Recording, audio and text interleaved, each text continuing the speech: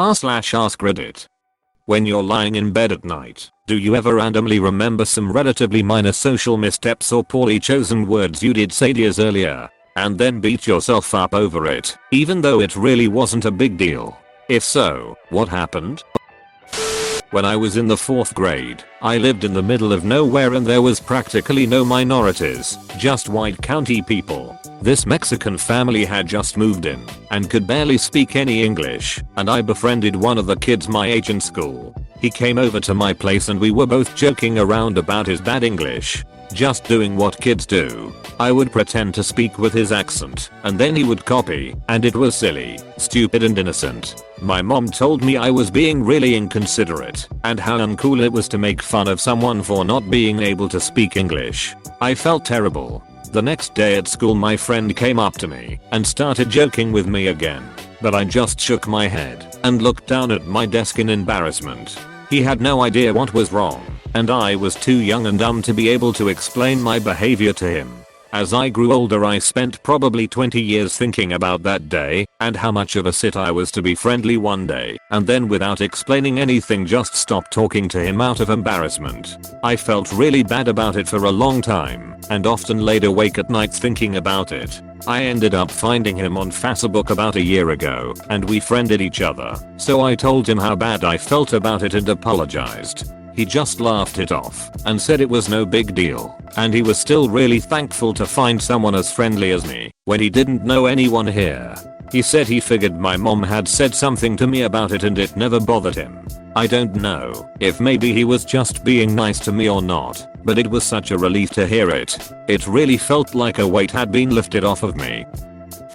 In 7th grade, a cute girl asked me to sit next to her. I said my mom won't let me sit next to girls. My mom said no such thing. If you said cute girls you'd have been a total baller. So close.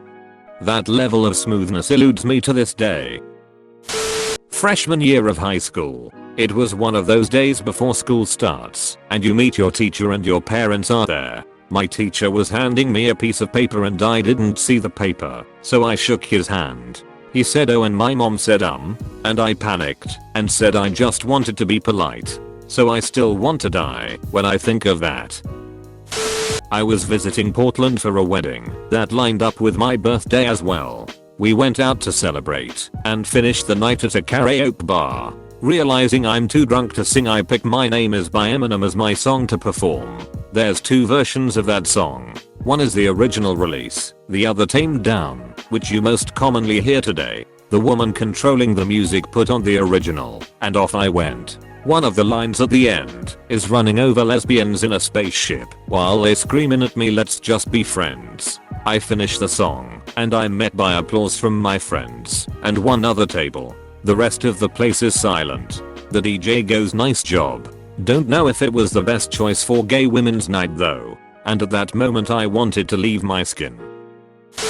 Junior prom I blurted out during dinner to my date I'm so bored, and I have no idea why it came out of my mouth. I'm pretty well mannered and quiet. I forget how I tried to play it off, but I felt so bad.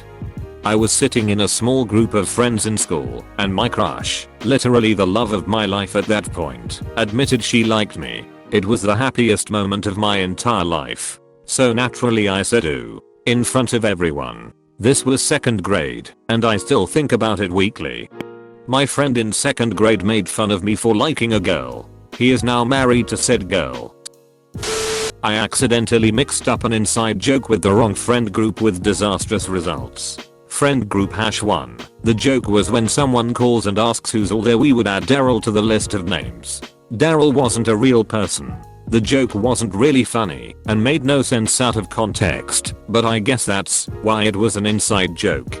Friend group #2. I was hanging out playing some drinking games with a bunch of people that I hadn't hung out with in a while. It was a kind of get together to remember a friend that they had who had recently died in a car accident. I didn't know him that well, but I was always down to party. Anyway the phone rings and the person who answered started listing off names. Sorting my cards for another round of presidents and arseholes I offhandedly said hey and Daryl. It was the typical record scratch moment where everyone stopped and looked at me. Daryl was the name of the friend who had just died. This happened in 2002, and I still think about it all the time.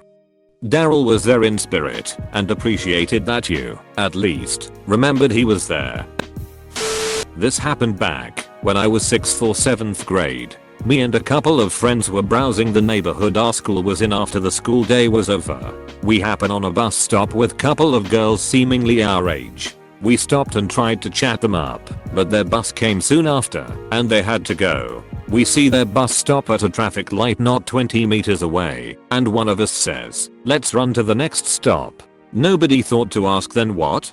And off we were, sprinting madly behind the bus. Surprisingly enough, we somehow made it to the next stop, just as the bus was arriving.